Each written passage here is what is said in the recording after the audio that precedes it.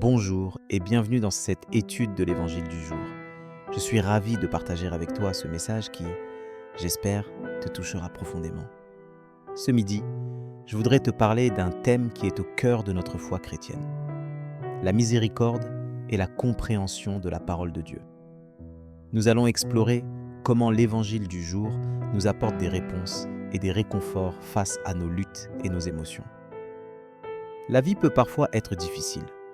Et nous nous retrouvons face à des choix qui nous obligent à décider entre ce qui est juste et ce qui est conforme aux règles. C'est une lutte humaine précise qui nous pousse à nous questionner sur notre foi et notre relation avec Dieu. Nous nous demandons souvent si nous sommes suffisamment bons, si nous respectons suffisamment les règles et les commandements. Mais est-ce que cela suffit pour nous rapprocher de Dieu ? Ce midi, nous allons étudier l'Évangile de Matthieu, chapitre 12, versets 1 à 8. Voici ce que nous lisons dans Matthieu 12, 1-8. En ce temps-là, un jour de sabbat, Jésus vint à passer à travers les champs de blé. Ses disciples eurent faim et ils se mirent à arracher des épis et à les manger. Voyant cela, les pharisiens lui dirent : « Voilà que tes disciples font ce qu'il n'est pas permis de faire le jour du sabbat. » Mais il leur dit : « N'avez-vous pas lu ce que fit David, quand il eut faim, lui et ceux qui l'accompagnaient ? Il entra dans la maison de Dieu, et ils mangèrent les pains de l'offrande. Or, ni lui ni les autres n'avaient le droit d'en manger, mais seulement les prêtres. Ou bien encore, n'avez-vous pas lu dans la loi que le jour du sabbat, les prêtres, dans le temple, manquent au repos du sabbat sans commettre de faute ? Or, je vous le dis, il y a ici plus grand que le temple. Si vous aviez compris ce que signifie « Je veux la miséricorde, non le sacrifice », vous n'auriez pas condamné ceux qui n'ont pas commis de faute. En effet, le Fils de l'homme est maître du sabbat. Cette histoire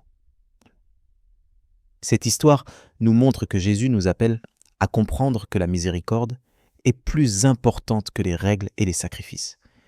Il nous dit que le Fils de l'homme est maître du sabbat, ce qui signifie que notre relation avec Dieu doit être basée sur l'amour et la miséricorde, et non sur les règles et les commandements. C'est cela qui nous permet de nous rapprocher de Dieu et de trouver la paix et la joie dans notre cœur. Mais comment pouvons-nous mettre cela en pratique dans notre vie quotidienne ? La réponse se trouve dans la parole de Dieu. Selon Michée 6:8, ce que demande l'Éternel de toi, c'est d'agir avec justice, d'aimer la miséricorde et de marcher humblement avec ton Dieu. Cela signifie que nous devons agir avec justice, aimer la miséricorde et marcher humblement avec Dieu. C'est cela qui nous permet de vivre une vie qui est agréable à Dieu. Maintenant, je voudrais te proposer une manière concrète de mettre en place cela dans ta vie. Prends un moment chaque jour pour réfléchir à tes actions et à tes décisions. Demande-toi si tu as agi avec justice, si tu as aimé la miséricorde et si tu as marché humblement avec Dieu. Cela te permettra de te rapprocher de Dieu et de trouver la paix et la joie dans ton cœur. Comme nous venons de le voir, l'Évangile du jour nous apporte des réponses et des réconforts face à nos luttes et nos émotions. Il nous appelle à comprendre que la miséricorde est plus importante que les règles et les sacrifices.